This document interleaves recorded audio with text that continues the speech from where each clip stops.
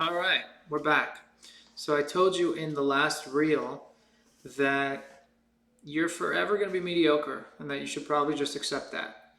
And I want to explain what that really means and why it's really not that bad of a thing.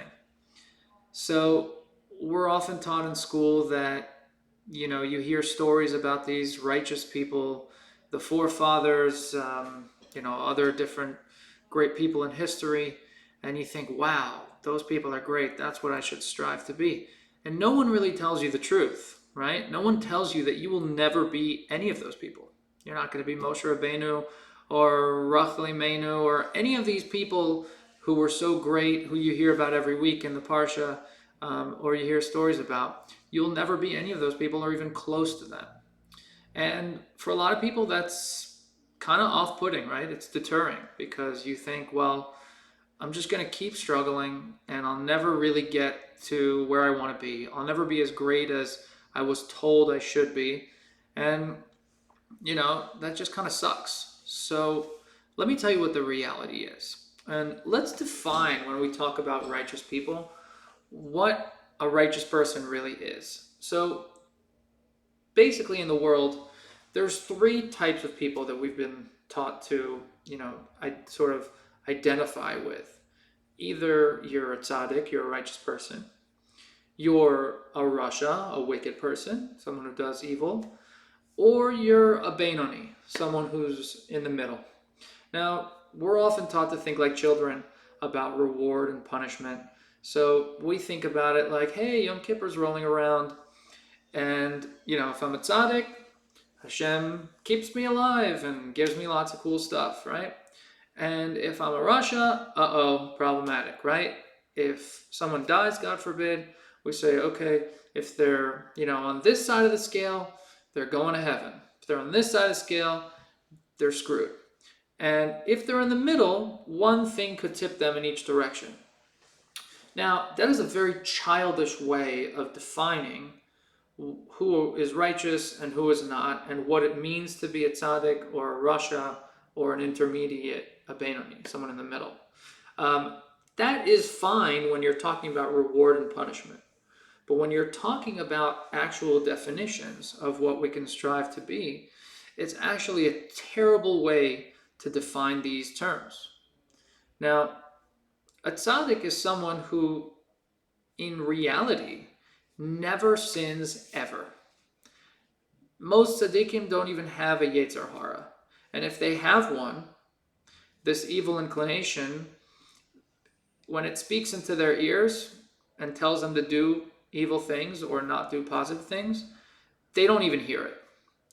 Now, a rasha is someone who is full of averas, right? Who is really ruled by his evil side. His evil inclination speaks, and for the most part, he just listens. Now, the intermediate, or the Benoni, you would think is someone who sometimes does this and sometimes does that. The reality is that a Benoni is actually great. In our mundane estimation, a Benoni would be the greatest person that we know. So oftentimes we might say, oh, this guy's a tzaddik, he's never done bad in his life. The fact is, he still has a yetzer hara who speaks and whispers into his other side of his ear all day and tells him to do negative things or to not do mitzvahs. But the reality is, he just never listens to that yetzer. He never listens to that side, that evil side. He never does anything wrong, and he never is, missing positive opportunities. But that doesn't mean he doesn't hear it.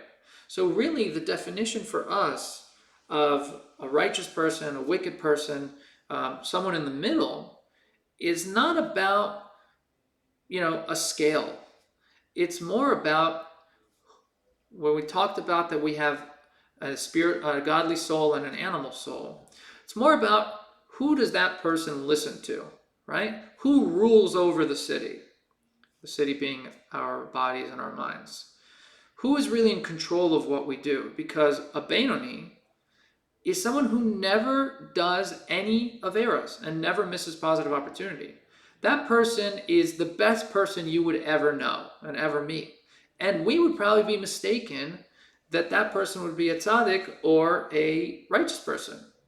But we don't know what's in their hearts. We don't know what's in their minds. We don't know what their neshama or soul looks like. We just know that that person's great. Now, the Benoni is actually something that all of us are programmed to be able to become.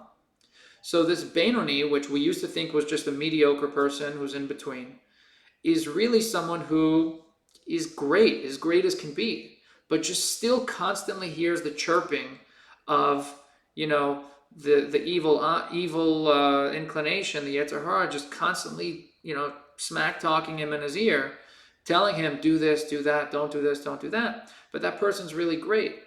And we're all programmed to be able to achieve that level. We're going to talk more about how, but I wanted to explain basically that greatness is actually in the form of being intermediate. Because intermediate, again, doesn't really mean you're in the middle of the scale. It means that you're so great that you never do anything wrong and never miss a positive opportunity, a chance to do a mitzvah or to learn Torah. But that doesn't mean that you don't have the struggle. Having the inner struggle is okay. Having the evil side constantly trying to mess with you doesn't mean you're not great. If Hashem programmed you into this world and you're not already righteous on your own, because it says that Hashem planted righteous people all over creation because the world can't exist without the righteous. So we have free will, right? How could we possibly be planted here as tzaddikim? Can't you choose to do right or wrong? So that's where 99.9% of creation comes in. Humanity has an opportunity to be great as Beinonim, as people who fulfill every mitzvah, who don't do any averos. But those people still have an evil inclination. They still have someone in their ear saying, do this, don't do that. And they still have to fight. And that's what I want you guys to understand. Being great as a Jew doesn't mean it's smooth sailing. You will fight hundreds of times a day to be great. And that's okay, because that's how you were programmed. And it's within all of our reach to be great as Beinonim, as intermediates, as guys who just fight the good fight all day long. That doesn't mean you stray, and we'll talk about how to get to that level, but just want you to know it's within all of our reach. It's much easier than you think.